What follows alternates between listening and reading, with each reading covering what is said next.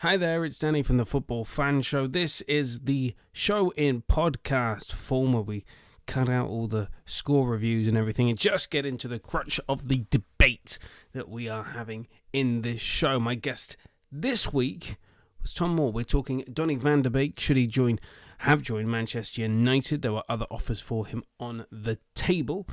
And there's plenty of other stuff, including talking about the Champions League, a little bit on the Europa League, everything to do with the ongoing situation at Celtic. Maybe Neil Lennon's job is up for some debate. And other things as well. So don't forget to join us every Saturday on twitch.tv /The Football Fan Show, facebook.com /The Football Fan Show, and on YouTube it's The Football Fan Show Live, because otherwise if you just type in The Football Fan Show you get the guys from Arsenal Fan TV, and no one wants that. Let's get into today's podcast then. Donny Van De Beek, why was he signed by Manchester United? There are a few people that have now come out and said it. I think Patrice Evra was the first to kind of say, why did Manchester United sign him? They don't need him. Because he plays in the same position as Pogba, doesn't he? So why, when you've got Pogba, okay, yeah, you need a pretty good number two, but this kid is probably not come there to be the number two. Now, this article from the Metro from a day ago says Jamie Redknapp believes Ole Gunnar Solskjaer already regrets signing Donny Van De Beek for Manchester United and wishes he spent his transfer fee on a defender instead. £14 million he cost them in September, and it all came from, was it Marco Van Basten, who came out and said that that he shouldn't have gone to Manchester United because he had Barcelona and Bayern and Real Madrid on the table. He was apparently, allegedly, he was meant to sign for Real Madrid, but because of the whole current global world situation meltdown, they reneged on the deal because they weren't going to spend the amount of money they'd promised Ajax. And then Manchester United swooped in and signed. I feel that this signing was just Manchester United going, we'll buy him so nobody else can have him. Yeah, I think Man United would probably they'd probably get a season out of him before selling him on for probably something like 25 million, and then he'll go to maybe a lower German team or something like that. But the boy's talented. He's very, very talented. I think too talented to be sat on the bench playing number two to Paul Pogba, who's on his best day inconsistent. I'm sounding like Graham Souness now. I mean, Pogba is... Good shout, lad. Good shout. Pogba, I'm outspoken on Pogba. He frustrates me because he's so good, but then he can be so awful at times, and that's what separates the Ronaldos and the Messis of this world. They are always on point, and they always work their asses off. Whereas Pogba, I'm no doubt that he's a hard worker. It just doesn't show always on the pitch. So, yeah, it's frustrating because you see so much talent in someone, and you see flickers of it, and then you see some of the choices they make, and then how their work rate drops if they're not having the best of games. It's really annoying to see. I mean, with the signing of Donny Van De Beek, it's a peculiar one. I think it was another case. It was similar to the case of Edison Cavani. I think Man United just wanted to show that they're making moves in the transfer market to appease their fans. To say that, look, we've got the money to make big money signings. I think it's the same with Cavani and Van De Beek. They signed him just for the fact of signing him. I think Van De Beek would have been absolutely phenomenal for Barcelona because obviously he would pair up with Frankie de Jong again, who he was with at Ajax. And then if you think a lot of Barcelona's midfield are getting on in the years, obviously Sergio Busquets is now in his late 30s. He's got far more matches behind him than he does ahead of him. So I think he would have kicked on at Barcelona because then it means that, all right, maybe he would have come off the bench for a season, and then when Busquets inevitably goes to China or retires, then he could step into that midfield role. because then you've seen how well he complements Frankie de Jong's style of play wonderfully at Ajax in their Champions League semi-final this season. But I think Man United bought him just for the sake of buying him, and I genuinely don't think they need him. If there's any position on the pitch where they've got an embarrassment of talent, it's midfield. I mean, you've got McTominay, you've got Matic, you've got Pogba, you've got Fernandes, you've got Fred. Yeah, all these midfielders vying for different places. You're spending money on a midfielder. So when you go out and spend money on a midfielder like that, that is not money you spend on a player that you then go to saying, okay, now we've bought you, now you fight for your place. That's money you spend on a player that gets straight into. You should only spend that money on a player who goes straight into your first team. I mean, if you look at Thomas Partey, last couple of games, Arsenal spent similar money for him, and the last 2 games he's played in, he looks like he's absolutely bossed the midfield. I think he's done quite well. I think obviously it's come up against lower opposition, which is fair. But to be fair, if you don't get the job done against a lower opposition, how are you expected to kick on against the big boys? And it's going to be a real telling sign to see. I'd like to see Donny Van De Beek play tomorrow, because I think these big games with a lot on the line are the games that he can kick on, and they're the players. Those are the times where you want players like Van De Beek to kick on, and you don't want players like Pogba who could, you could get either one of his 2 personalities. I think since you brought up Thomas Partey, I will just say I think that's the key difference between the transfer policies of the 2 clubs. If you reflect on the transfers that Manchester United have made, this is clearly, for me, Manchester United are clearly being directed in the transfer market by Ed Woodward. Everybody knows that. And he clearly looks at players that are available and goes, we should sign him.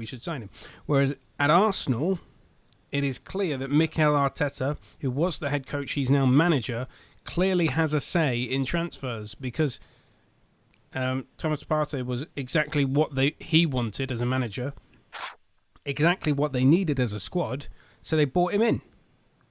And I think that's exactly the difference between...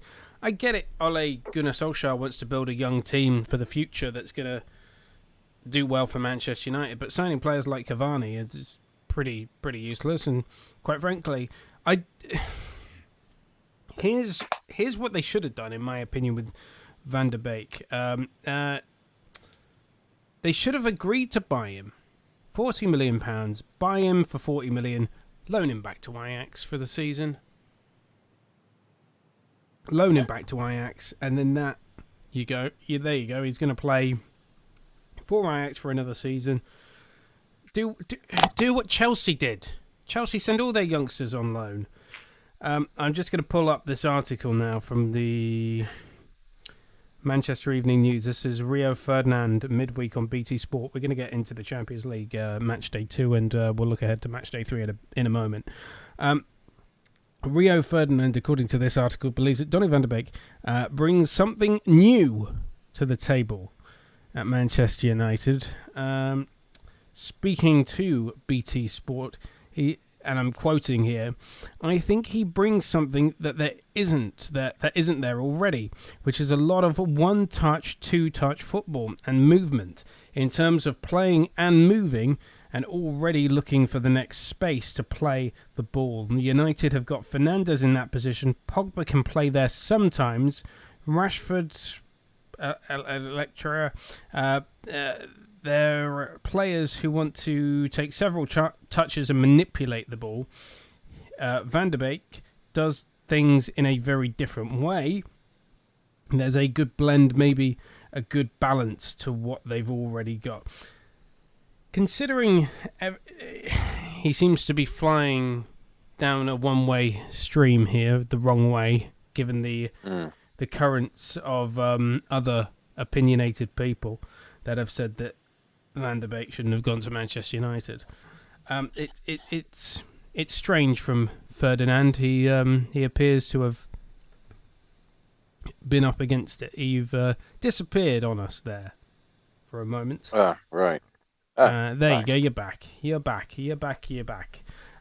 So we will now talk about the game that he played in midweek, which was, of course, the Champions League. Thomas, as an Arsenal fan, you must really, really enjoy watching the Champions League this year. What is it? Thursday nights is more your thing? Yep, Thursday nights against an Irish Sunday League team. Of course, Dundalk. Yes, the champions of Ireland. I'll have you know they're a professional team, full of like electricians. To be fair, I was looking at their goalkeeper. They said he's 39 years old. I swear to God, I saw the same bloke come and fit my neighbour's shower yesterday. Hey, you know what they say about the Irish handymen. We are a nation of handymen. Right, the Champions League. I'm Irish. I'm half Irish and half English, so that means I could be handy, but I can't be bothered. Oh, goodness. Right, before we get done by Twitch or any of our other streamers, let's go to the Champions League then. Have you been watching much of the Champions League this year? I mean, the majority of the time I'm playing football at the time it's on a Wednesday. And then I haven't been finished work till late, so I miss kickoffs and things like that. So I haven't been really following it, to be fair. Well, you're going to be delighted with some of these scores. Lokomotiv Moscow 1, Bayern Munich 2. I mean, Bayern have pretty much carried on straight from where they left off. Atletico Madrid 3, RB Salzburg, that's the Austrian team, 2, Red Bull Salzburg. Group B is shaping up to be, I think, the most interesting of the Champions League groups. Shakhtar Donetsk 0, Inter Milan 0. Now, Inter have won a game, and Shakhtar beat Real Madrid in the opening game. The second game is very interesting because it finished Borussia Mönchengladbach 2, Real Madrid 2, which is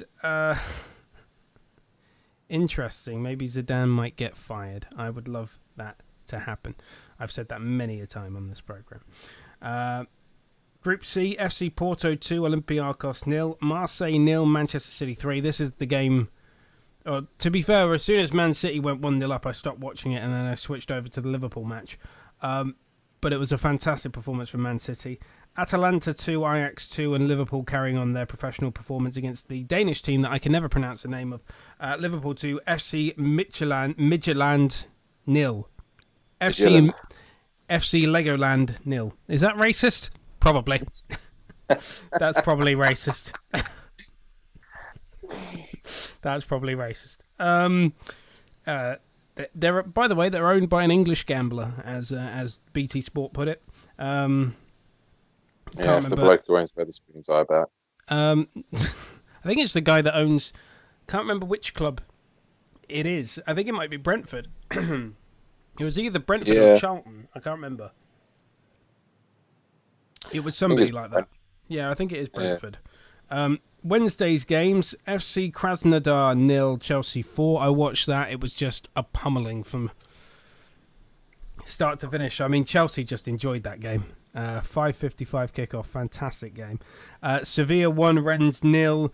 Borussia Dortmund finally kicking off in a positive light after losing to Lazio last week, beating Zenit St. Petersburg, the Russian government team, 2-0. I say that, I was looking at all the Russian teams, they're all owned by government. Even FK Krasnodar are owned by... actually, no, I think Krasnodar are privately owned, but Lokomotiv Moscow is essentially owned by the Russian train. It would be very different if Southern Rail owned a football team. We're sorry to announce that the match has been postponed due to a Southern Rail service that is delayed until next year. The players are currently stuck between Crawley and Croydon. There has been a fault with our service. We are sorry to announce that the train has been cancelled. This is due to the manager on the line waiting for the train to hit him. It could be worse. It could be it could be owned by our government. You can imagine the owner of bloody West Ham United being Matt Hancock. I don't even want to One week we are going to look at government-owned football teams, and it is Yeah. quite funny because even the Met Police aren't owned by the government. Even Met Police FC aren't even owned by the Met Police. It's quite funny. Club Brugge 1, Lazio 1. Ferencváros 2, Dynamo Kiev 2. Juventus 0, Barcelona 2.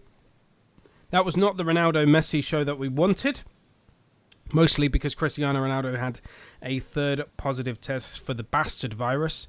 So he wasn't playing. So we will hopefully see Barcelona and Juventus play with Messi and Ronaldo. But a Ronaldo-less Juventus lost 2-0 at home to Barcelona. And in Group H, Istanbul, Başakşehir, which I've heard pronounced a million times in a million different ways. I've heard it called Başakşehir. Can't say what I'm currently thinking. Istanbul, Başakşehir 0, PSG 2. So PSG getting off to a good start. And oh boy, the game of the entire round. Manchester United 5, RB Leipzig 0. And so I watched this game, Tom, and I've got to tell you, it's they should rename this match, put it on national TV, and call it the Marcus Rashford Show, because he was stunning, and he didn't even start the match. So Mason Greenwood gave Manchester United the lead on the 21st minute, but Marcus Rashford came off the bench to score a hat-trick. So he scored on the 74th, the 78th. Could have scored the 87th minute penalty, but he gave it up because Marcus Rashford, MBE, is a stellar human being. Not only is he charitable towards children, he's charitable towards his own teammates, because Anthony Martial scored his first goal for United this season, 87th minute penalty. I'm sure Marcus Rashford did it. Apparently they did have a conversation about him potentially taking it, but he apparently allowed Anthony Martial to take it. But that doesn't faze somebody as great as Marcus Rashford. 92nd minute, he scored a hat-trick. My God, I'm jealous of this kid. He's 23. He's got it all. He's banging in goals for Manchester United. He's the talk of the nation because he's such a freaking hero. I love Marcus Rashford, but I really wish I was him instead of me. That's all I can say on that. I really wish I'd rather be him than me. Yeah, Marcus Rashford. Sorry, I should always say Marcus Rashford. MBE. Always. Can't forget the MBE. Oh my goodness. This kid is 23 and he's just so good. So those were the champions. I'm just left in awe of Marcus Rashford. He's so good. So those were the Champions League results. Match day 3 is next week because it goes week after week after week. A lot of football congestion happening. So Tuesday night's matches in the Champions League look like this. Lokomotiv Moscow are at home to Atletico Madrid. RB Salzburg are at home to Bayern Munich. Bavaria versus Austria in that one. Or Austria versus Bavaria, rather. Shakhtar Donetsk are playing in Kiev against Borussia Mönchengladbach. The big game of Group B, which looks like it might actually decide who enters the Europa League. It's Real Madrid versus Inter Milan. Please, Inter Milan, win. I want Zinedine Zidane to get sacked. FC Porto versus Marseille. And Man City getting a 3-pointer against Olympiacos. Now they'll go lose. The more interesting game, I think, is in Group D. It's Atalanta versus Liverpool. FC Midtjylland versus Ajax. And then Wednesday, Chelsea take on Rennes, so it's a trip back to his old club for their new goalkeeper. Sevilla versus FK Krasnodar. Zenit St. Petersburg take on Lazio. Club Brugge are at home to Borussia Dortmund.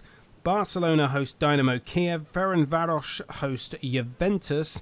Istanbul Başakşehir take on Manchester United. That's a 5:55 kickoff, that one.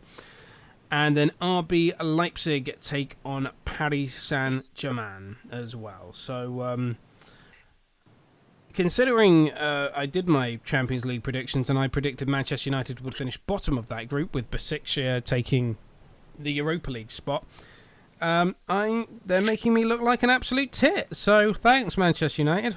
Thanks a lot. I blame Marcus Rashford, MBE, for that. Thanks for making me look like a tit. Right. Shall we have... do you want a break, or shall we have a rant about Oxford United? Oh, let's go in on Oxford. Let's just go in then. Go straight in. So our next topic is, should games that are postponed due to COVID be automatically awarded as wins to the team that's not at fault? This is the argument from the Oxford United manager, Carl Robinson, who is... By the way, Carl Robinson, I am going to lay into you right now, because you were manager of MK Dons when they had Dele Alli in the squad, and you still couldn't get promoted. You still couldn't get them in. Or, you ended up getting sacked because you were terrible. Now manager of the worst team in English football, that, of course, being Oxford United. So... what he's come out and said, and I should say, of the news sources, this may not be... Like, I love the Swindon Advertiser. They sponsor parts of my radio station and my radio shows. It's not my radio station, it's somebody else's, but I work for them. Not the advert. But they do sponsor a lot of programming, so I better be careful what I say about the advert. But the fact that they're reporting on the Oxford United manager might not be the most unbiased. And... judging that your two presenters tonight are Swindon Town fans, this isn't going to be the most unbiased segment in the... This isn't going to be the most unbiased segment in the history of this show. Maybe not even our proudest moment. But Carl Robinson says he is refusing to accept a rearranged date for the immortal derby, Oxford United's home clash with Swindon Town. The derby was called off last week on Friday night following 4 confirmed coronavirus cases, 3 of which were among the Robins coaching staff, which is why Richie Wellens was not at the county ground today for Swindon Town's 2-1 win at Hull. As with all postponed games in the EFL, the circumstances surrounding the decision, which saw Swindon say they could not fulfil the fixture, it has come hot on the heels of Oxford United, having 2 games with Crewe Alexandra called off due to COVID issues with the Cheshire club. In announcing it, the game had been postponed. So if Oxford United get through to the EFL trophy, the next available date is the Tuesday, the 22nd of December. But Robinson felt the game should have gone ahead. So he believes his team should be awarded a win by default. Without calling him a twat, what do we think of this twat? Twat.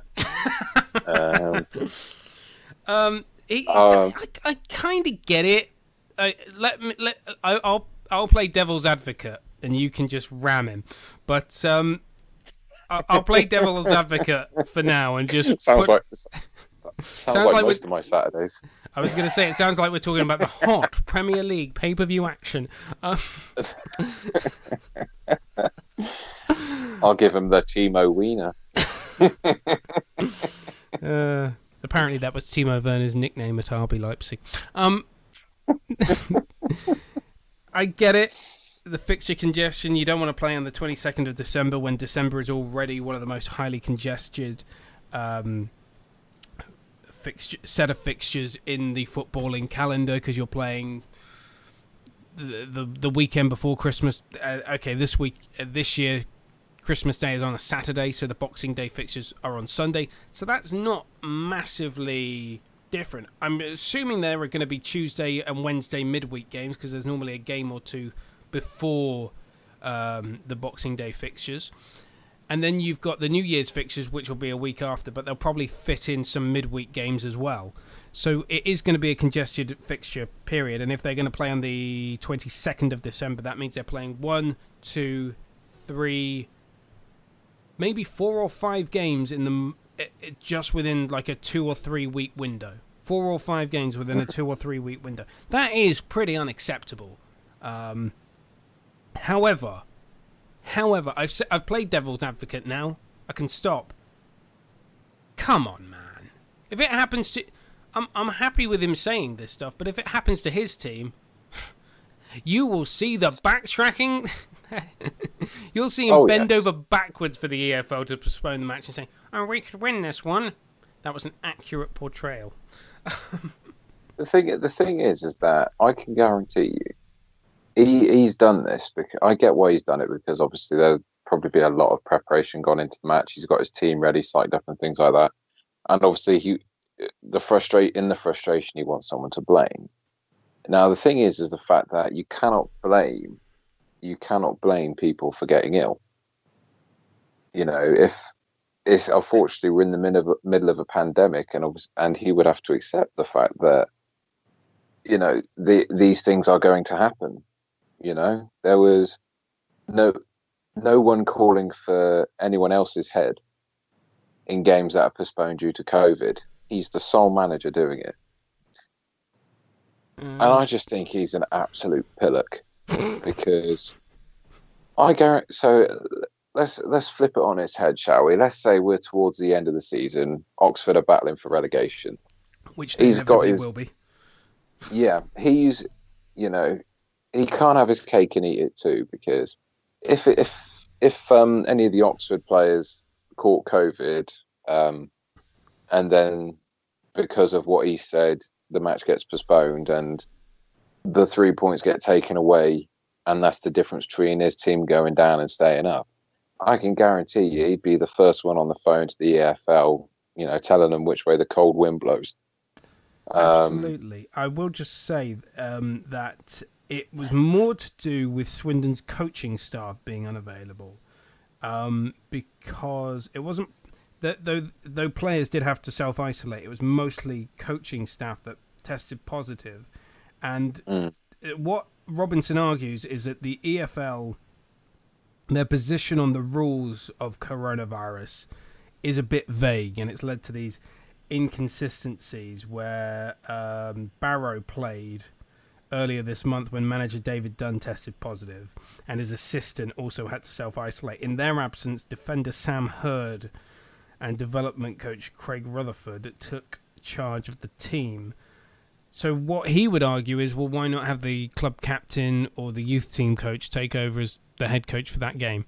Of course, we would argue that would be absolutely pointless, ridiculous, and not something acceptable. Yeah, I mean, think of it this way.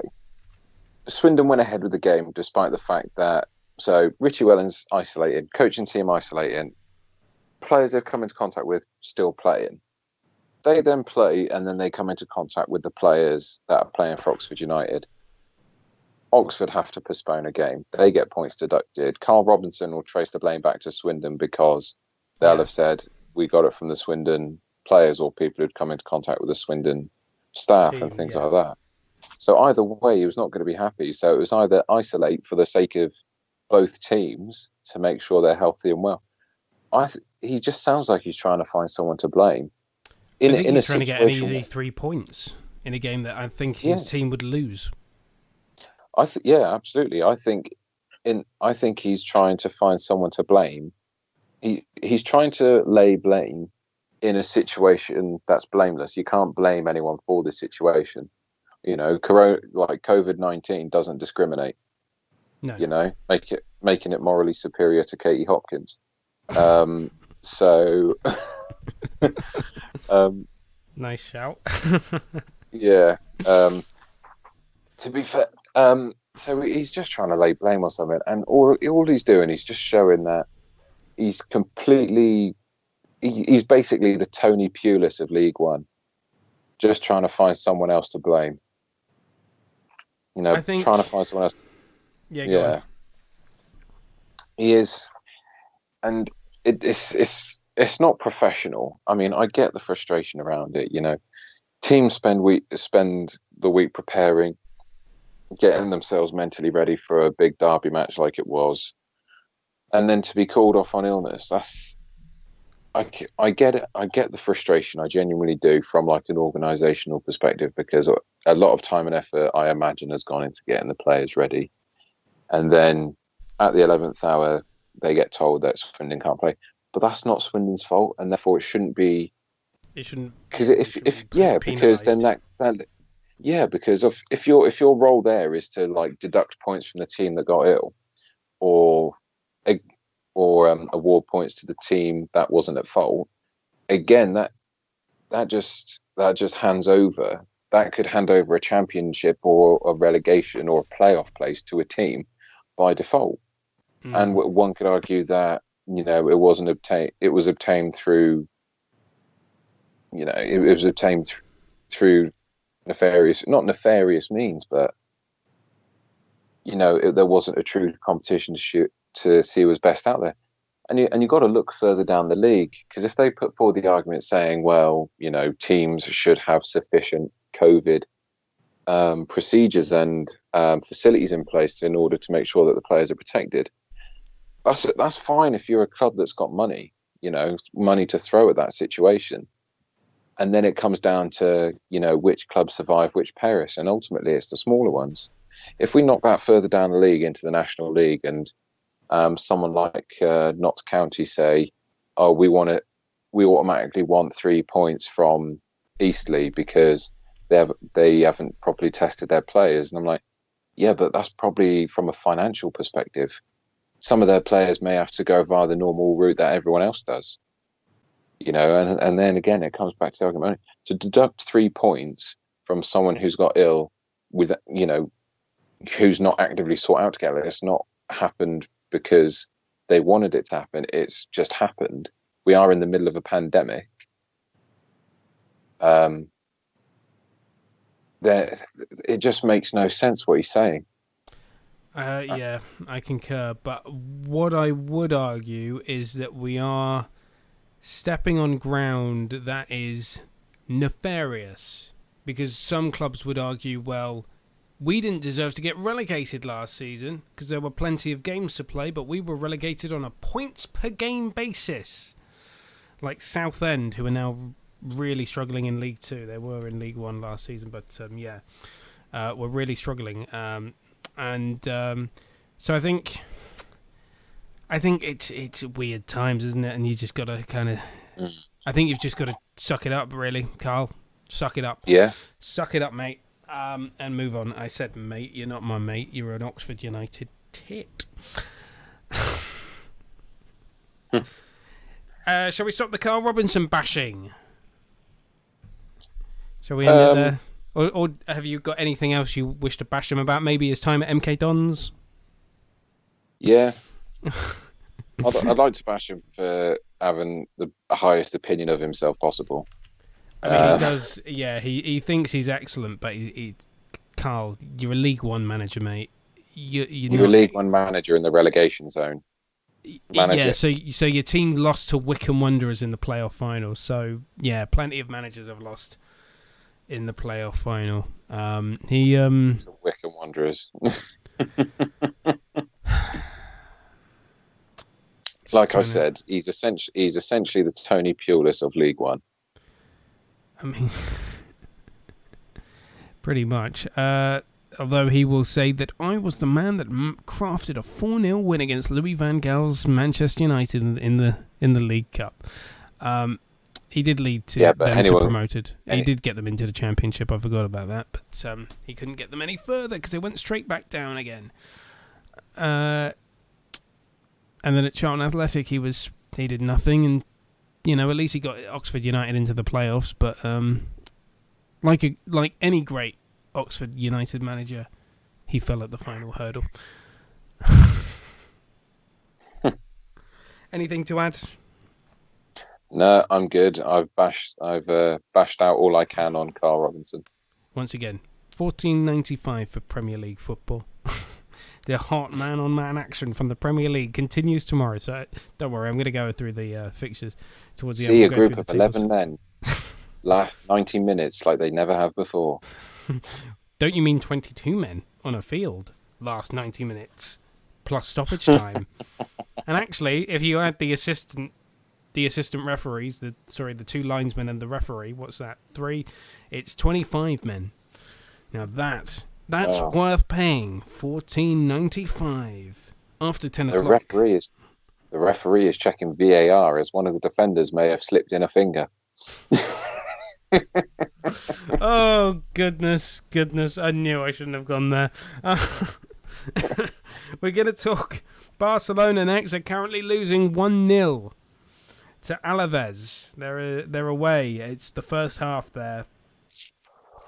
They're losing 1-0. The president, Bartomeu, resigned this week. It was during one of the Champions League matches. He resigned following their 2-0 win against Juventus. Actually, I think he did it before the match. Is that why they played so well? Because he resigned before the match? Yeah, I think so. Bartomeu. He has left Barcelona. Bartomeu, let Messi go. Let him go. We will not let you go. Let him go. Guardiola says, let him go. Let him go. Yes, Josep Maria Bartomeu. Sounds like the guy from the Bertolli advert saying his name. Was on his way out, and he's actually kind of screwed Barcelona over on the way out because he's committed them to any future European Super League, which the board had to apparently approve before he would leave, and they've also approved the new format for the Club World Cup. It's kind of like a mic drop in the end. He just goes, he's found any way to screw them over and just gone. I'd say less of a mic drop, more of a kind of on his way out the door, he's just let rip an awful fart and then shut the door and locked it with everyone else still inside smelling it. I would say that's less of a mic drop there.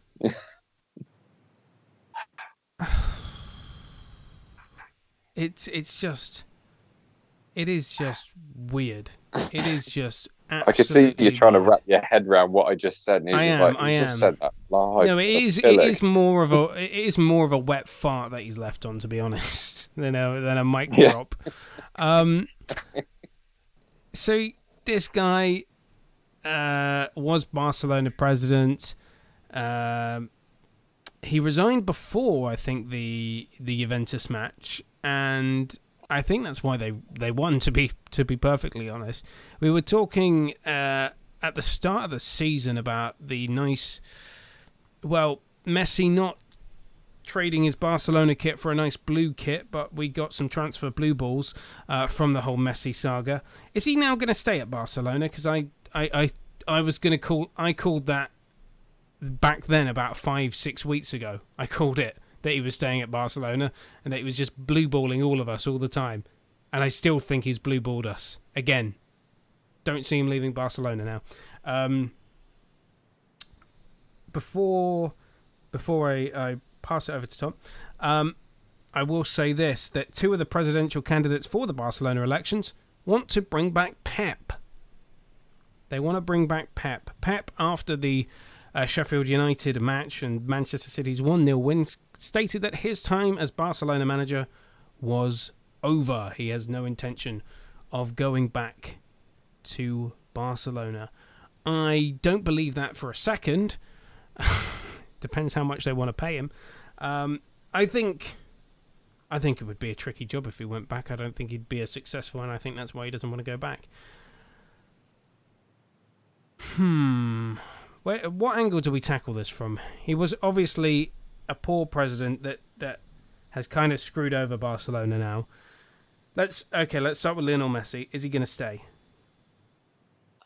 I say he will, because he said from the beginning of his career that he would retire at Barcelona.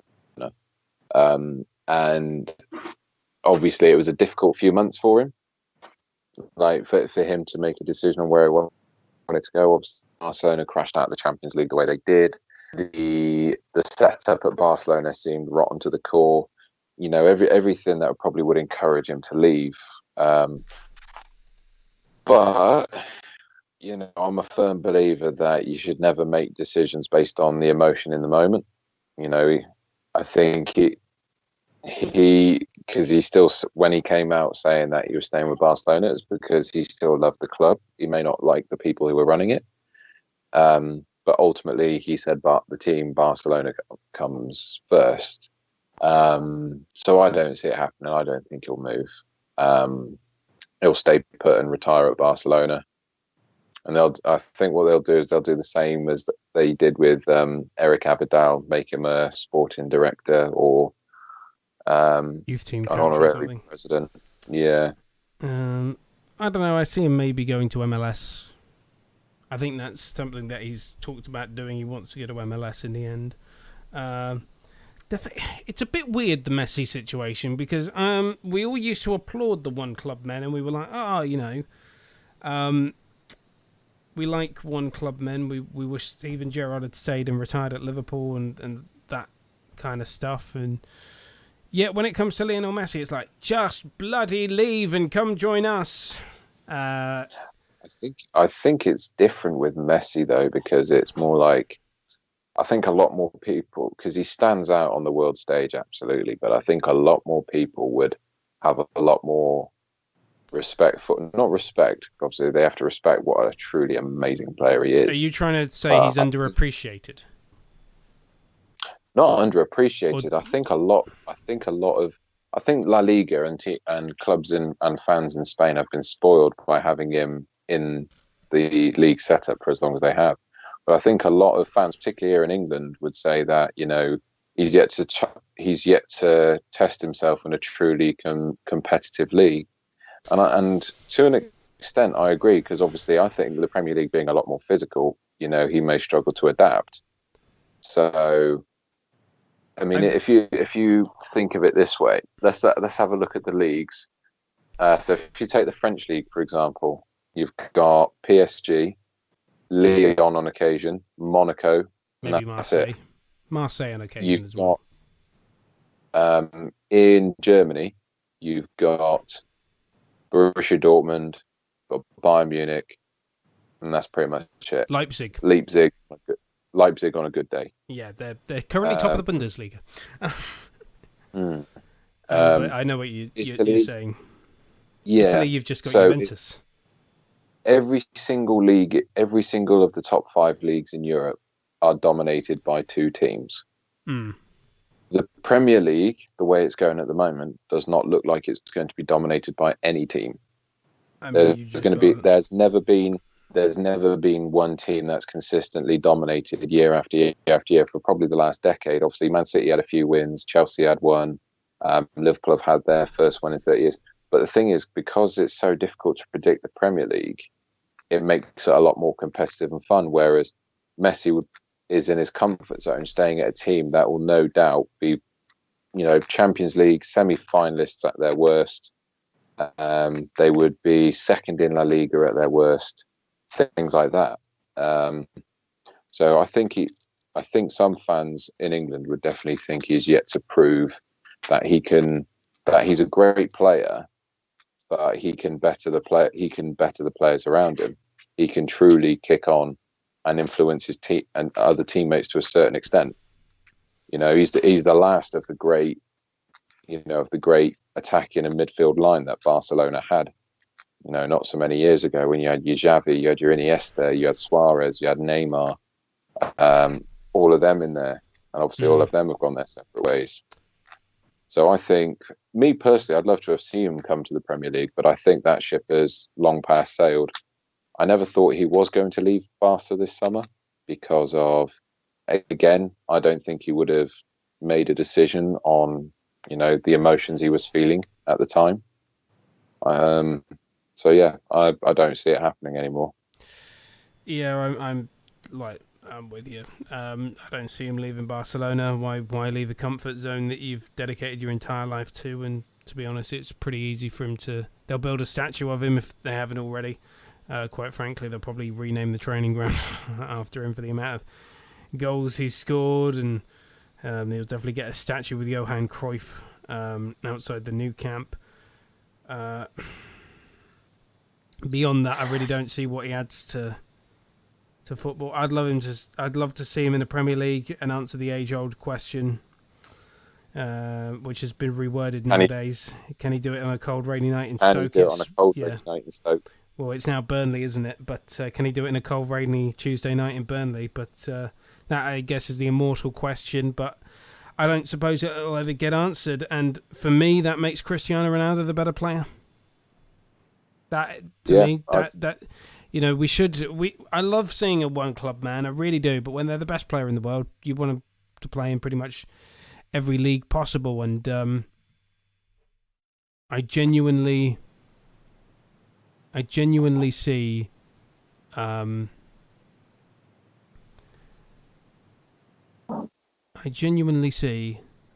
that OBS may have crashed. Oh goodness. For those listening on the live stream. And no, I genuinely see,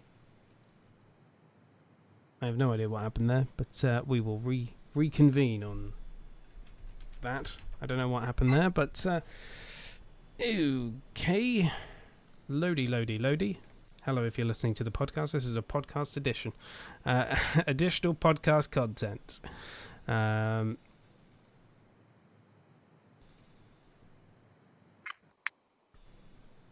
we go. We are back up.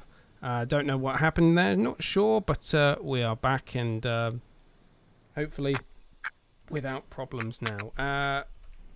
Yeah, so as I was saying, I've lost my train of thought now.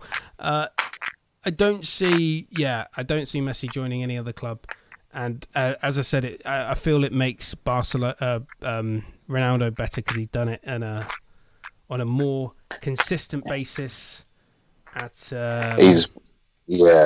different levels. I mean, what leagues he's played in? Sporting Lisbon.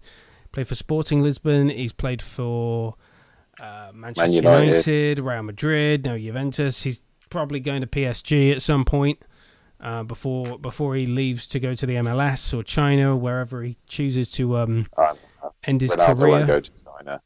I mean, he could. I could see him going to China, to be honest. I could see him going to China. The Chinese league is dead for me. Oh, my goodness me. I remember watching some of the live games. Not live games. I remember watching some of the games in the middle of the night on Sky Sports. And there are Chinese clubs who have got like big 50, 60,000 seater stadiums. And they've got they're only filled, and they've got about 5,000 people in there. And for some reason, there's always like this really thick smog that just hangs around the stadiums. So I just don't understand. So you don't see Ronaldo or Messi going to China? No, absolutely not. Yeah, go on. I think Ronaldo. I could see Ronaldo going to the MLS, and I could honestly see him playing for Inter Miami. Yeah, I can see that. I can see that happening. I think David Beckham would have enough pulling power to get him to sign for that club. Who else? And yeah, I just don't see Messi doing much else. I don't think he'd be a very good manager unless he's gifted. Not gifted as a manager, just gifted a great squad like Pep Guardiola was. Not that I'm taking away or saying that Pep Guardiola is a bad manager. He is, but at least he's better than Zidane. Here's an interesting one for you then, just on the subject of where players will go. If you had to leave PSG, where could you see Mbappe going? I could see Man City paying out a good chunk of change for him. I could see Barcelona also paying out a good chunk of change. Real Madrid as well. I think it's between one of those three clubs. I don't think Manchester United would come in for him, based on who they've already got. Chelsea wouldn't spend that kind of money considering who they've got. I'll shut up now and let you proceed. Sorry, mate. Man City, I wouldn't see Man City coming in for him because Pep's already spent close to £1 billion on new signings, half of it on defenders that haven't clicked on. So I think that they may be a bit less frugal with their money now that they're seeing, what Pep's actually bought and how it's actually performing. I think if I would say Liverpool would be within a shot, but they would have to sell one of either Salah or Mane. I'm which going they to call won't. you out on that and say absolutely not. He would never go to Liverpool because Liverpool won't spend that kind of money. The money required to match his buyout clause, Liverpool would never, ever spend. And the reason is because their owners want to make money. And that's the only reason why they bought the club. Much like the Glazers at Manchester United. Although they appear to... I think Man City as a club, you know that guy in the strip club that makes it rain? When it comes to the transfer market, Man City are that club. They make it rain, make it rain, make it rain. And they'll sign anyone. They'll sign anyone. Arsenal that kind of person to put a fiver into the G-string and then later on, when her back's turned, try and sneak it back out again. And then offer £1 more to sign Luis Suarez. Oh goodness! Right, that's Barcelona taken care of. We did say I did put as an addition will Guardiola return. One word. We don't need to spend very long on that. One word. It's no, isn't it? No, not happening. Unless the check's right, eh? Yeah, I think the only club that Pep could go to now, if he didn't go to City, I could see him going to. I mean, I would have said, if you asked me a couple of months ago where could he go, I would say Juventus. But obviously, you went Juventus, I went Paris Saint-Germain. See, there's no point in managing Paris Saint-Germain if you want to be successful. Big money though. He get paid a lot, and he gets to manage Neymar. Yeah, but he's already had the chance to manage Neymar. Yeah, but he might want to do it again. You know, he's worked for the Emiratis. Why not go work for the Qataris now? I'd love Pep to actually manage like a slightly lower team. You know, see if he truly. Never gonna happen. This is no, I know it's never going to happen. But this is my argument for people who talk about who the greatest managers in the world are, like your Jose Mourinho's, your Klopps, your Peps, and things like that.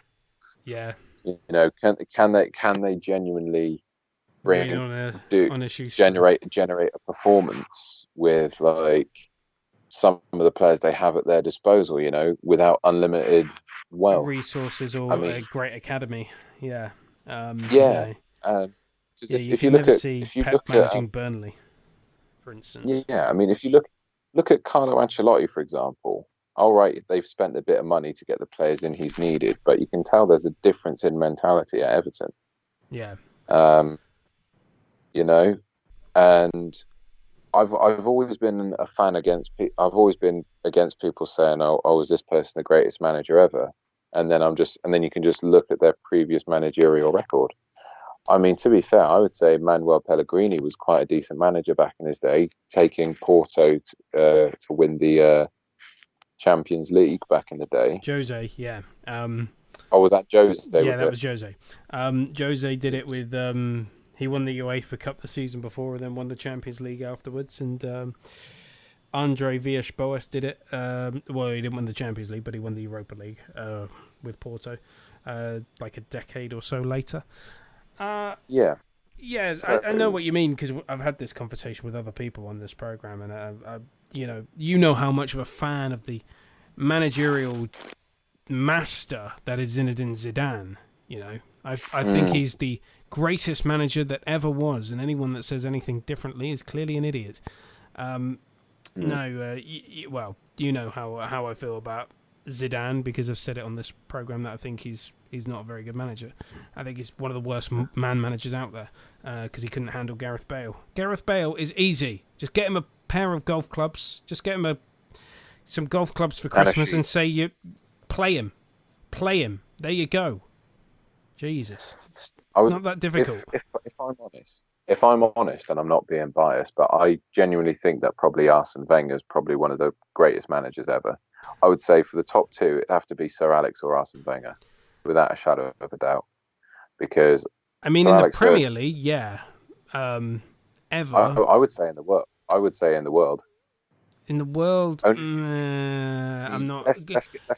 I don't think we can say that, because we don't know like the ins and outs of South American football, because there are some very good South American managers that never managed outside of Brazil or Argentina.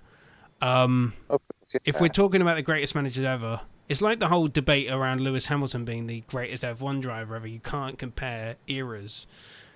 I would say Alex Ferguson, and Arsene Wenger were the greatest managers of their era. I think Ferguson's the greatest manager in Premier League history. 'Cause he's won the most Premier League titles. Like that's undebatable. That's not up for debate. That can never be up for debate. He's won more titles, and until a manager comes along and wins more, he will always be better than anybody else. For me, there's no better manager in the FA Cup history than Arsene Wenger, because he's won more than anybody else. Yeah, I mean, I think with Arsene Wenger as well, what you've got to appreciate about Arsene Wenger, all right, a load of people say, oh, finishing fourth isn't that great. You finish fourth or third or whatever. When you take into consideration they just built a stadium. Now, this was an interesting fact that I wasn't. Basically, building a team of young players out of nobody's on a shoestring budget, and then having to let your best players go to the competition, and still consistently finishing fourth. That is still an achievement. So the fact that you've managed, knowing that you're not going to have the same players from one season to the next, because you're going to have to shift them on if someone comes in with an offer. You've got a stadium to pay for, and then shifting them on, identifying someone else who's cheaper and younger, and still managing to get them to kick on and still finish fourth. That is an achievement. It's very easy to write a check and get a player you want. One of the things I found out that was really, really interesting about that, Arsenal, the football club, had to go to several different banks to get the loans together to build the stadium. Now, I can't remember where I read this, but apparently in the covenant, which is basically like the agreement between the bank and the company about certain terms that need to be met before the money's granted, is that the banks wanted Arsene Wenger to sign a 9-year contract at Arsenal. They wanted Arsene Wenger to sign a 9-year contract at Arsenal, otherwise Arsenal wouldn't have been granted the funds. The bank wanted to be dead certain that Arsene Wenger would have remained the manager for the duration of the loan and the stadium being paid back. There you go. So we were talking about Pep Guardiola, which is why we've moved on to. We've walked down this alleyway hand in hand, like this conversation. Pep not going back to Man City, not going back to Barcelona. Sorry, he's at Man City.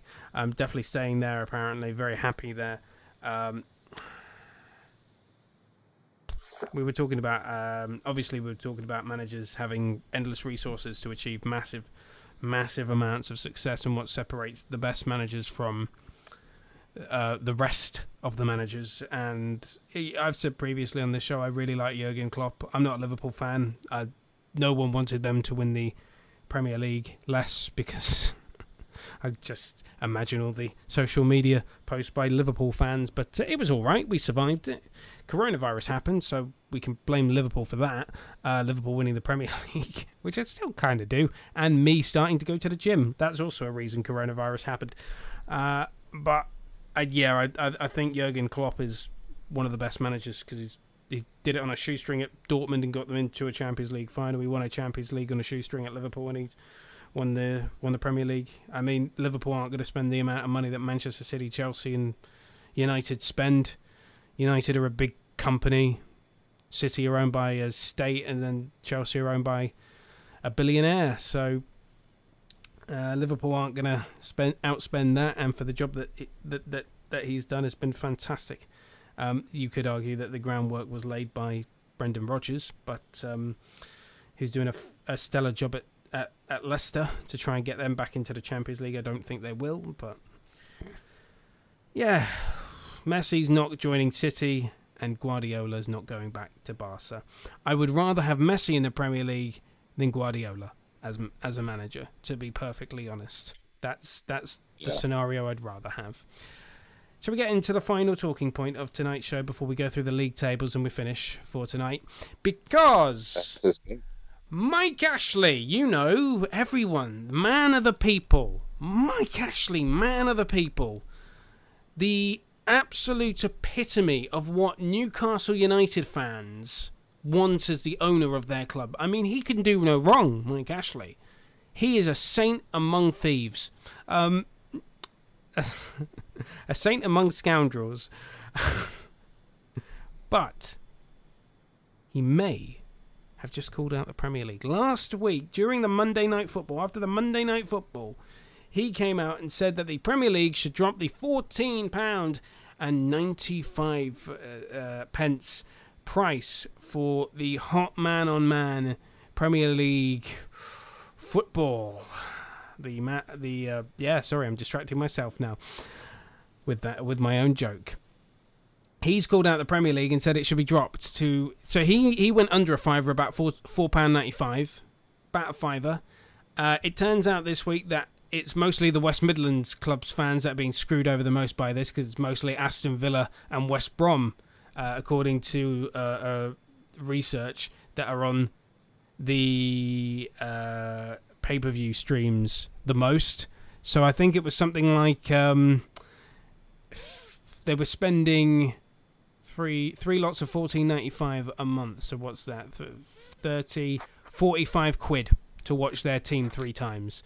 That is okay. Yeah, you can argue that is the price of some Premier League tickets.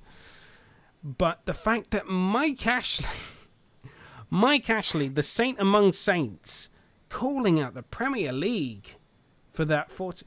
I mean, holy crap, Batman. Is it opposite day or something? Have I missed something? Have I just missed something? Can somebody tell me? Have I missed something?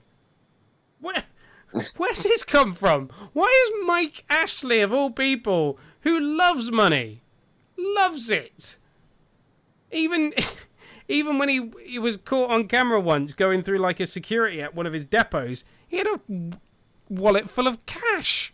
He loves money. Where the hell? I nearly said a swear then. Where the hell has this come from that he's like, yeah, guys, even I wouldn't charge £14.95 for Premier League football. Oh, goodness. Where has this come from? I've no idea. It's clearly been a failure. Gary Neville even pointed that out on the Monday Night Football. He didn't go into numbers because I don't think he would have had a job afterwards if he had. But I loved reading the news reports and it was carried across all the major news platforms. BT Sport and Sky Sports are now worried about their image because the Premier League is making them put matches on box office. I mean, firstly, with Mike Ashley, I mean, at the moment, he seems like if there's any chance to have a dig at the Premier League after they stop the him getting Saudi loads Arabian of money takeover. Yeah, I think any chance to hit them in the pocket after they hit him in the pocket just sounds like too good an opportunity to pass up to him. So I think, that's probably one of his big motivating factor. Yeah. You know what Mike Ashley reminds me of? The Harry Enfield sketch, Loads of Money. If you ever wanted to know what happened to that guy, he became the owner of Newcastle United.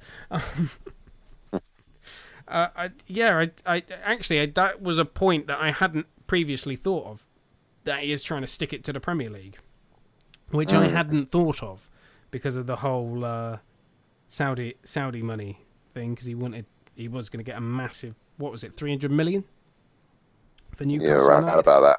350 million. Yeah, which is a hell of a chunk of change for a team. Yeah, like that. That is realistically the 14th or 15th best team in the Premier League. Based on squad, not on club size. They're a massive club, but it's not the greatest squad in the Premier League. Gary Neville has called them out. I think everyone's now called them out and said, time to stop this.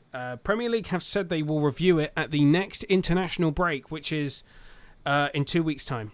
So there are still pay-per-view matches. There's still hot Premier League pay-per-view action to watch.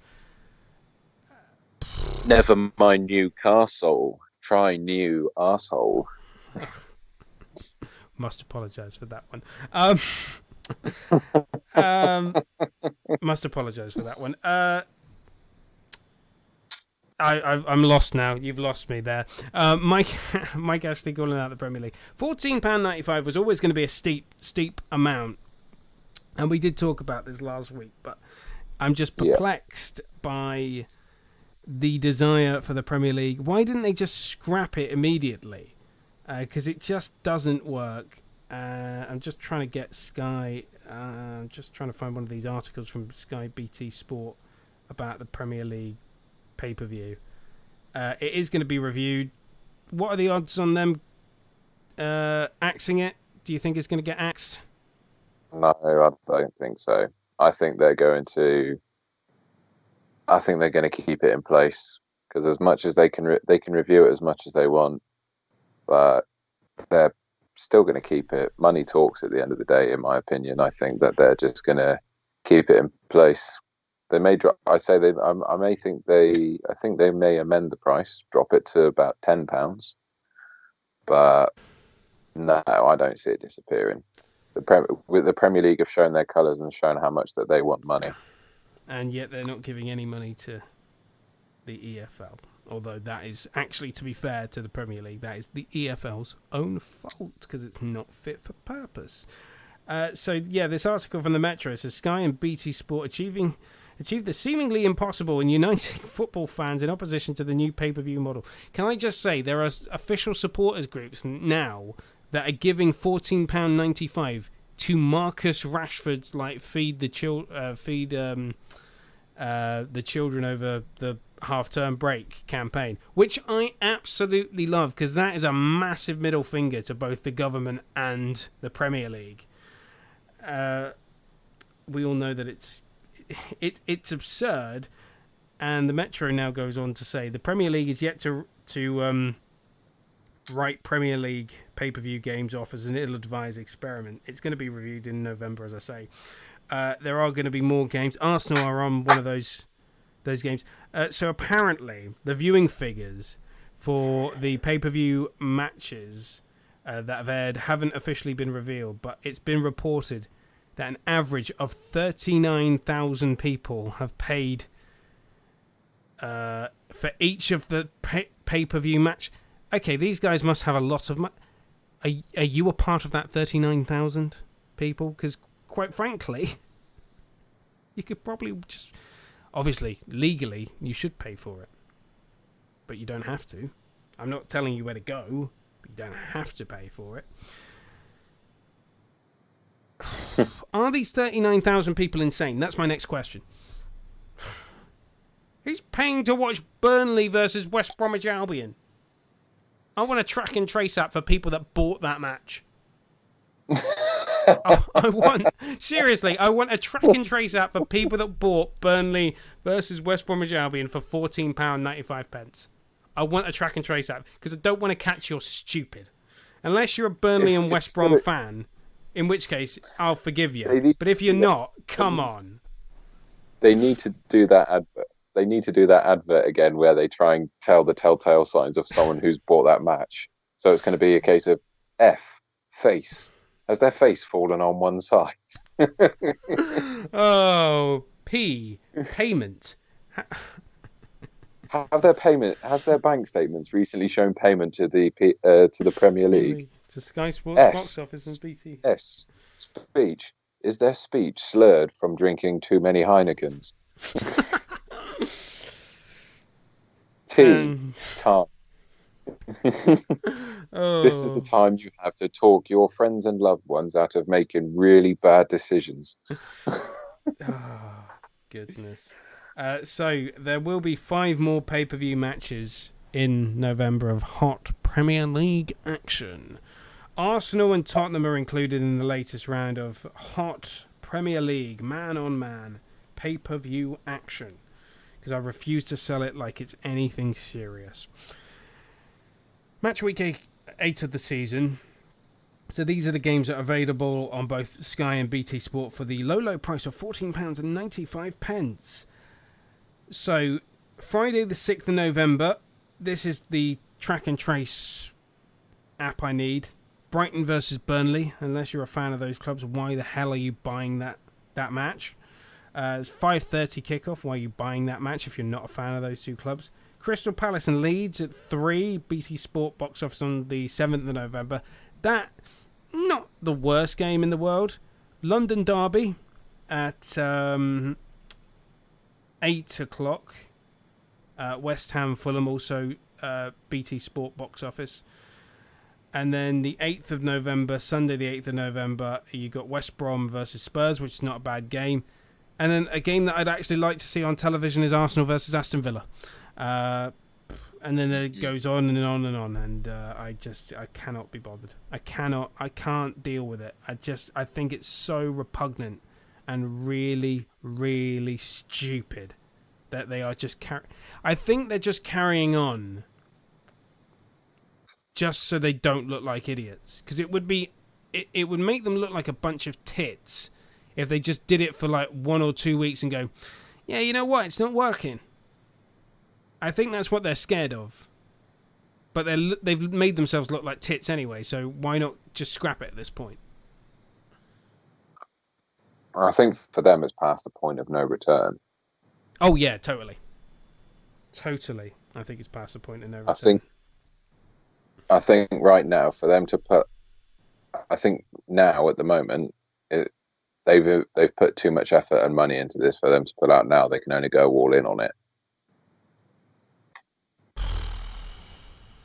Well, plus, when have you ever seen a regulatory or government body coming out and admitting, saying, yeah, we were wrong, we're stupid, here's the old thing back, because quite frankly, we admit it's better. No one ever does that. Our own government even does that. No. Barcelona have levelled it.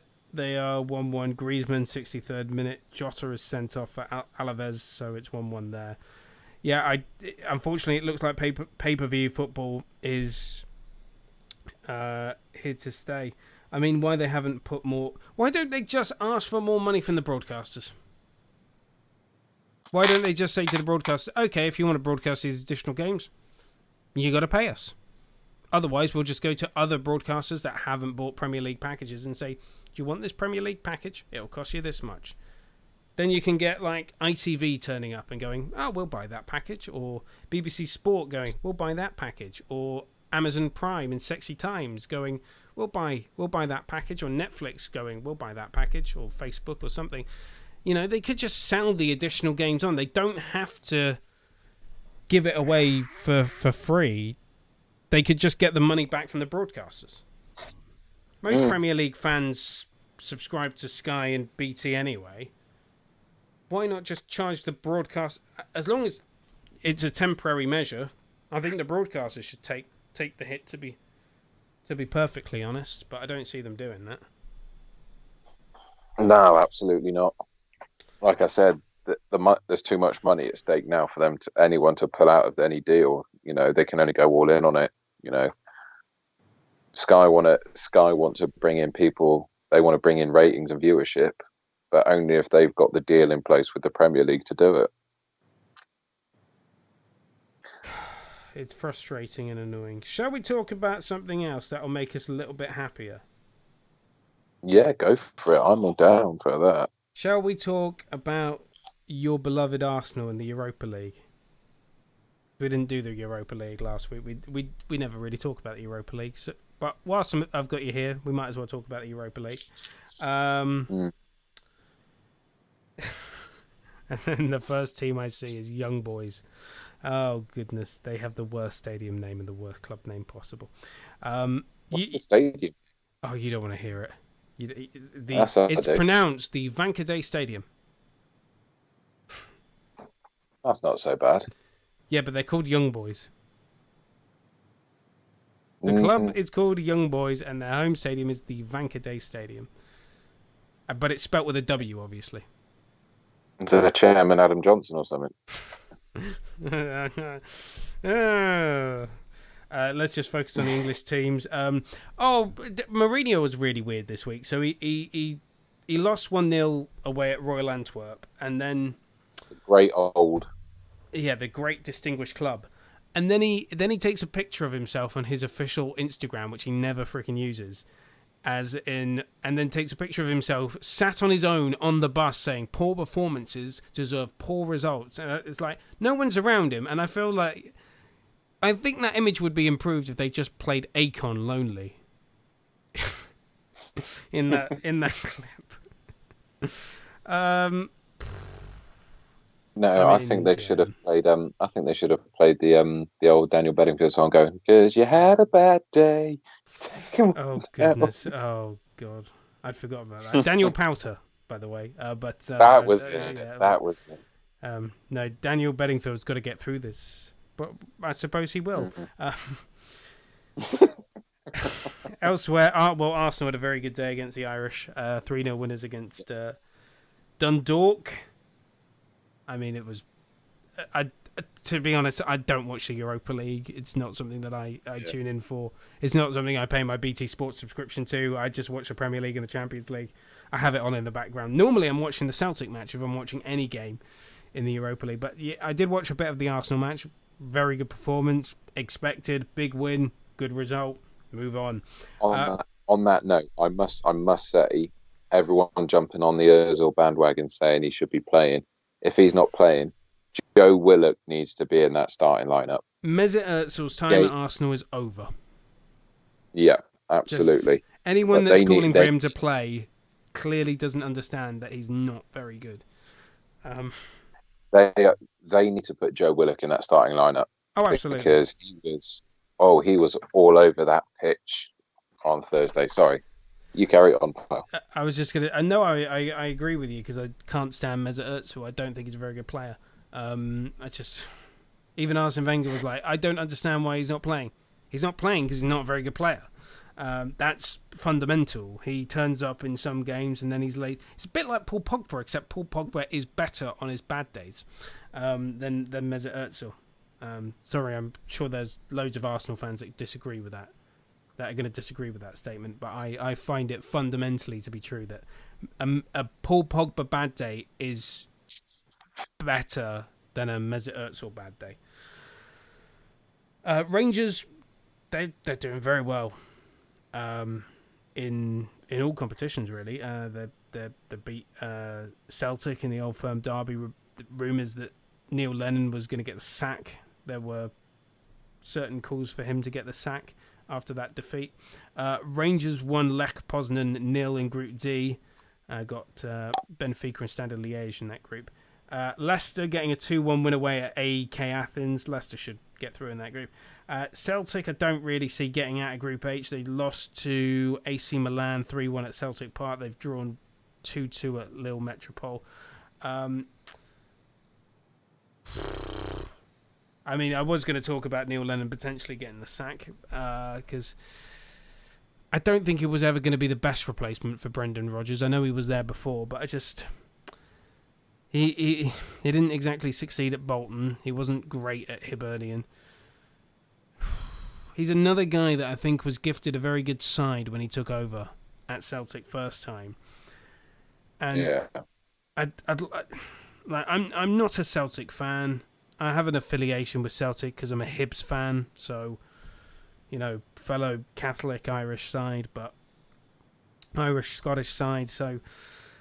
But I prefer Celtic to do well over Rangers, and I think the conversation has always been for years in Scotland, oh, Celtic should win that league in their sleep, shouldn't they? But for some reason, and I don't know whether it's Gerrard's a better manager than I thought he was, because genuinely when he went there I thought he was going to suck and get sacked after a season or something. That's kind of what I was banking on, because I've lost all, because he's a Rangers manager. I can't respect Steven Gerrard. I can't. And I used to be a Rangers fan as a child, but now I'm a fully paid up member of the other lot. But it's bizarre to see Celtic get off to such a poor start, even though this week it has been revealed that Scotland could get 2 Champions League places due to the UEFA coefficient. How that is possible, I have no idea. It would be lovely to see 2 Scottish clubs in the Champions League, but when I say 2 Scottish teams in the Champions League, it's more in the early qualifying stages, which means they'll still get knocked out and be in the Europa League. I'm going to bring up the Scottish Premiership table just to Have a look. You popping champagne over there? Me? Just sounds like a pop from champagne. Nah, come on, mate. Me and you were Walcott born and bred. There is no champagne here. No, we are not. It's We are probably not the champagne heat people. cap popping off the. Yeah, I was just going to say, no, knowing where we're from, is probably more the radiator cap popping off because the hot water's gone. Let's have a look at the Scottish Premier League. So there were relatively few games today, but Celtic are second to Rangers, who are top. Celtic do have a game in hand, but it won't be enough because they'll still be 3 points behind Rangers. My goodness, are we going to see Rangers win their first Premier League title in what, over a decade? Their first one since they... In fact, actually, it'd be their first one since they got relegated from the Scottish Premier League down to League 2 in Scotland. I don't want to see it happen. I don't want to see it I don't like seeing Rangers. I don't like seeing Rangers fans happy because usually stuff gets broken. Yeah. But I think it could happen. But the problem is that have they got the consistency there? With 10 or so games into a new season, and obviously this is where it's not quite the time where the league tables start to take shape. The gaps in points and the gulfs in class are still quite minimal compared to where they probably would be around January time. I think once you get to January, you'll start to see more of. You'll start to see more Celtic of step up a bit. Yeah, and I think what could hold the key is which of the two Scottish teams go through to the knockout stages of the Europa League, because then, as you say, with quite a congested schedule, maybe one of the teams have. Yeah, but then again, Celtic. They'll have an even more congested schedule, and then it comes down to what do they want to prioritise? Do they want to make sure they guarantee Champions League football next season, or do they want to become the best team in Scotland with the possibility of going to Champions League football through a qualifier? You can't make heads or tails of it. So I think. Yeah, that's true. I'd rather see anybody but the two Glaswegian clubs win in Scotland. I think the way that Rangers have been for the last decade has allowed, I think, a bit of complacency is setting at Celtic, and they've allowed very good players to leave, and they've not really replaced them with very good players because they've never needed to. They've bought players that were worse than the players that they've sold because they didn't need to sign players as good as they had it, which is why I think Scotland have sucked a bit in Europe in terms of their club football, with no Scottish representation in the Champions League for 3 or 4 years now. 3 or 4 years.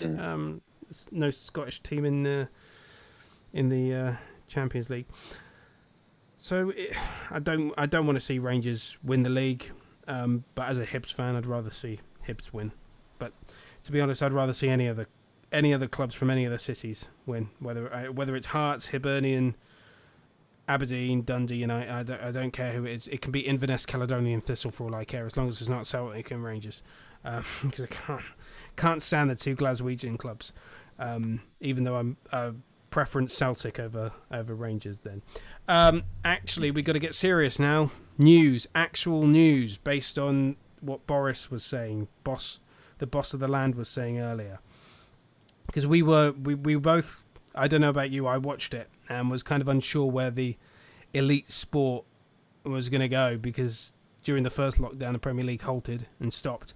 Well, now, good news. I have good news for you, because the Premier League and other elite sports can continue behind closed doors during a new 4-week national lockdown in England. The PM has said it will start from Thursday, running until the 2nd of December, and football will continue. He was asked by the press if the sport could continue, and he said yes to the Premier League, and asked if Top Flight Football would continue the Premier League. Obviously halted during the original lockdown, and to be fair, I was going to have an angry rant about letting fans into stadiums, but that now seems kind of redundant based on the news that we had today. So it's kind of ruined that segment for us. But I was going to argue that if you're going to let 1,000 people into a theatre, you can let 23,000 people in to Old Trafford, or you can let 20,000 people into Wembley to watch the FA Trophy final, for goodness sakes. But it all seems about a bit redundant now, which is unfortunate. But are we ever going to see fans back in? I feel that it's been so long, and we talked about this at the start of the programme. It was, you said the date, it was early March. What was it, March 7th? We went to Swindon Town versus Forest Green Rovers. Yeah. And that was the last home game. Well, that was the last match of the League One season. It was a 2-1 defeat. It was a ghastly performance. 2-0 actually. Oh, sorry, 2-0. Yes, of course. Yeah, it was ghastly.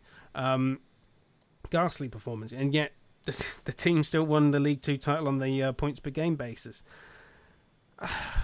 They're talking about now spring.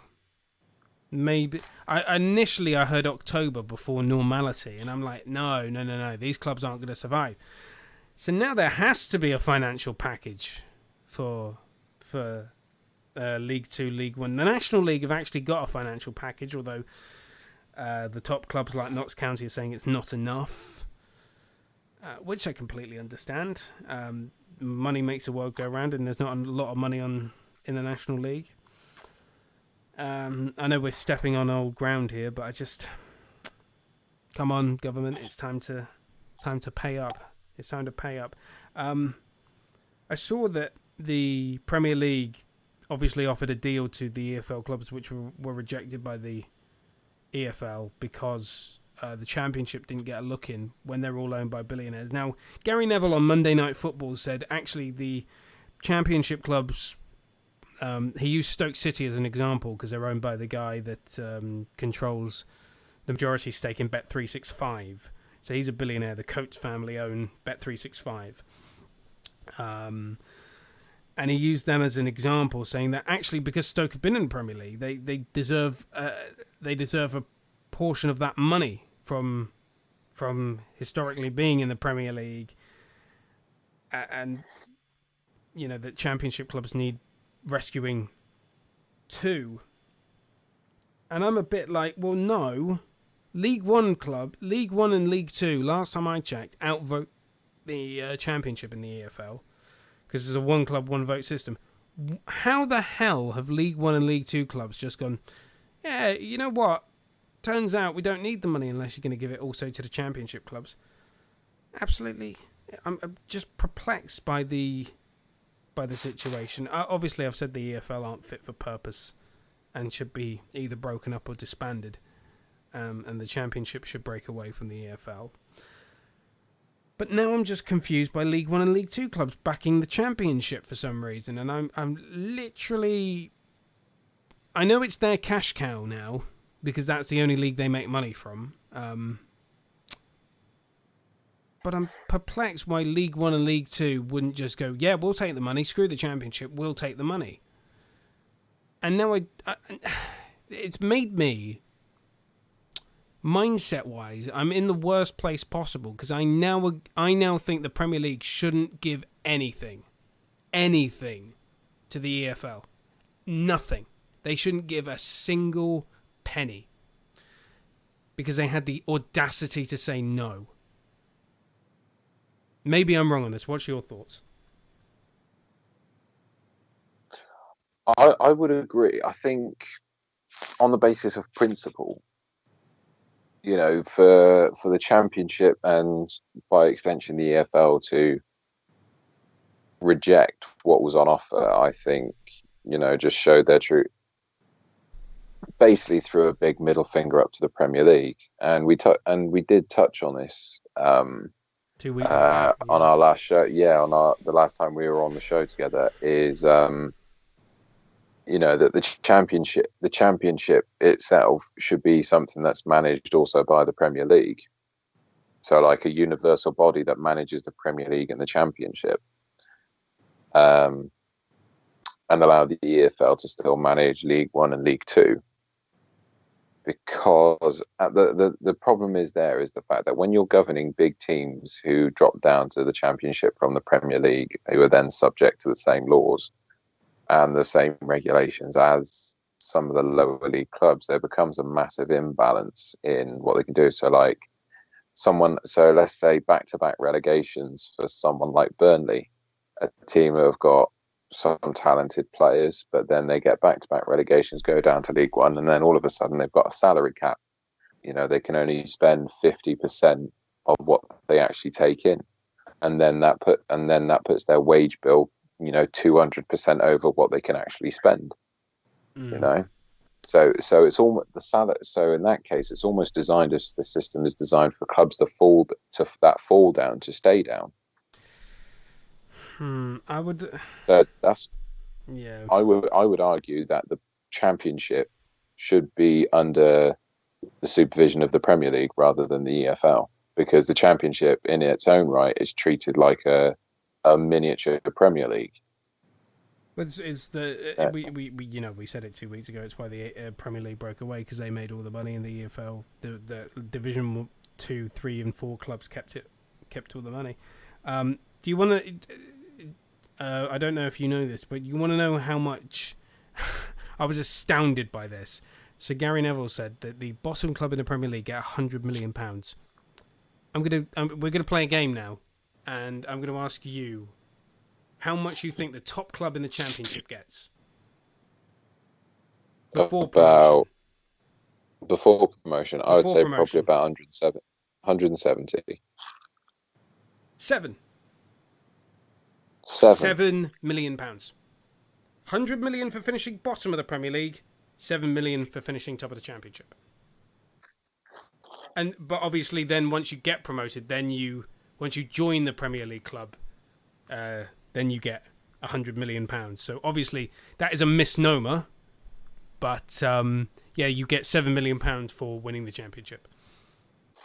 Wow, nothing like 30, 40, 50 to kind of hold the gap.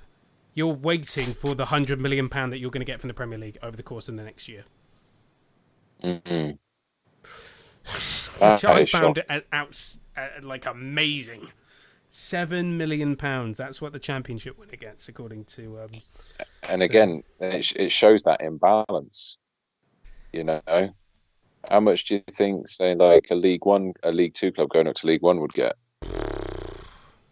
I have no idea. I think it's something. I think it's something around 2 million or something like that. It's a lot tighter as you go further down the pyramid, but there's such a gulf in finances between. The issue that the Championship has is that it pays for the rest of the EFL to operate, because that's when Sky TV pay their broadcast license to the EFL, they're paying for the Championship. Let's face it, they're not paying to broadcast Harrogate Town versus Barrow, just two clubs that came up from the National League last season. They're not paying that. They want QPR versus Brentford and club matches like that.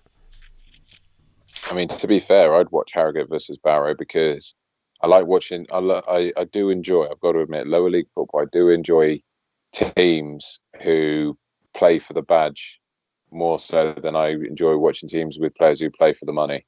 Yeah, I'm with you there, but unfortunately, it brings in really low ratings, and that is unfortunate. Of course, people would rather watch, say, Coventry City versus Birmingham City in the Championship rather than what we'd prefer, because that's why I love watching the early rounds of the FA Cup. But that's how it is. That's the lay of the land. It's not going to change anytime soon. So what's the point in wasting our breath? That has been the Football Fan Show podcast for this week. I want to thank my guest Tom Moore for joining me this week to discuss all the footballing action from the weekend, from Saturday. Thank you so much. If you are tuned in, then why not subscribe to us? Give us a like. We are available on Spotify, Apple Podcasts, Google Podcasts, I believe Amazon as well. And so many others. Pretty much all the podcast platforms. I'm rambling. I'm going to let you go about the rest of your day. You have a fabulous week. We will be live on Saturday night for more footballing action, and the podcast is available every, hopefully, Sunday through your podcast provider. Have a fab week. I've been Danny Harrington. Bye.